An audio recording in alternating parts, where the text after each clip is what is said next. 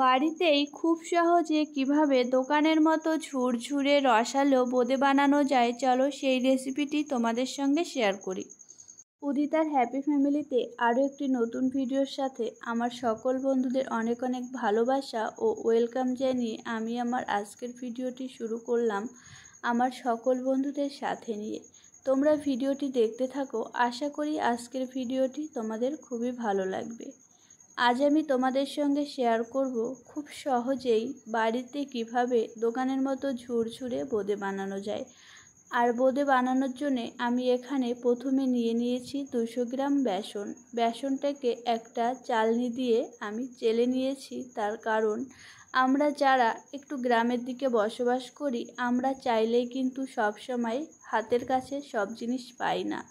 আমি বলেছিলাম প্যাকেট বেসন আনতে, কিন্তু প্যাকেট বেসন পাওয়া গেল না, তাই লুজ বেসনই এনেছে আর সেটাকে আমি চেলে নিয়েছি, যেহেতু লুজ ছিল তার কারণে। তারপরে একে একে আমি কিন্তু বেসনটাকে একটু একটু করে জল দিয়ে ভালো করে মেখে নিয়েছি। আর মাখার সময় লবণ হলুদ কিছুই আমি দেইনি, আর কোনো রকম ফুড কালারও আমি কিন্তু ব্যবহার করছি না।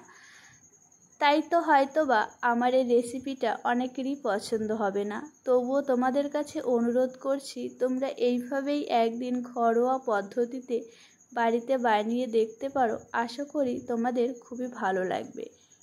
আর এখানে আমি কিন্তু কড়াইটাকে বসিয়ে দিয়েছি, আর আমি কিন্তু বেসনটাকে মাখিয়ে প্রায় 15 মিনিট মতন ঢাকা দিয়ে রেখে দিয়েছিলাম। সেটা তোমাদের মাঝে দেখিয়েছি, আমার বলা হয়নি তাই বলে দিলাম। আর এখানে আমার কড়াইটা গরম হয়ে গেলে কড়াইয়ের মধ্যে আমি এখন দিয়ে দিচ্ছি সাদা তেল। আমরা যখন দোকানে বোঁদে কিনতে যাই তখন কি সুন্দর বিভিন্ন কালারের দেখতে পাই। আমারও মনে হলো চলো আমিও একটু কালারিং করি, তবে আমি এখানে তো কোনো ফুড কালার ব্যবহার করছি না।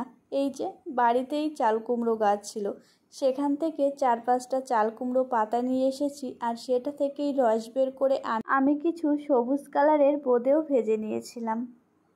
তেলটা গরম হয়ে গেলে এখন আমি এই যে একটা লুচি ভাজা যে ঝাঁঝরিগুলো হয় তার ওপরে আমি কিন্তু একটু একটু করে ওই বেসনের গোলাটা দিয়ে দেব, আর একটা হাতা বা চামচের সাহায্যে একটু নেড়ে নেড়ে দেব ওই বোঁদেটা যাতে তাড়াতাড়ি পড়ে যায়। আর আমি কিন্তু যখন দিচ্ছিলাম একটা জিনিস লক্ষ্য করে দেখবে, ওই কড়াইয়ের তেল থেকে খুব একটা উঁচু করে আমি দিচ্ছিলাম না, তবে কি উঁচু করে দিলে না ওই যে বোঁদেটা ভাজা হবে ওটা কিন্তু বোঁদের আকারে হবে না, ওটা একটু লম্বা লম্বা হয়ে যাবে। এইভাবে আমি কিন্তু সমস্ত বোঁদেটাকে ভেজে নিয়েছিলাম, তবে খুব একটা লাল আমি করেছিলাম না। আর এখানে দেখো ওই যে চাল কুমড়োর পাতা দিয়ে আমি করেছিলাম, কালারটা কিন্তু খুব একটা খারাপও হয়েছিল না, বেশ ভালোই সবুজ হয়েছিল। আর এখানে আমি এখন বানিয়ে নেব ওই চিনির শিরাটা। তার জন্য আমি এখানে 2 কাপ মতন চিনি দিয়ে দিয়েছি, আর এখানে আমি 2 কাপ মতন জল দিয়ে ভালো করে জ্বালিয়ে নেব যতক্ষণ না ও একটু গাঢ় গাঢ় হয়ে যাচ্ছে।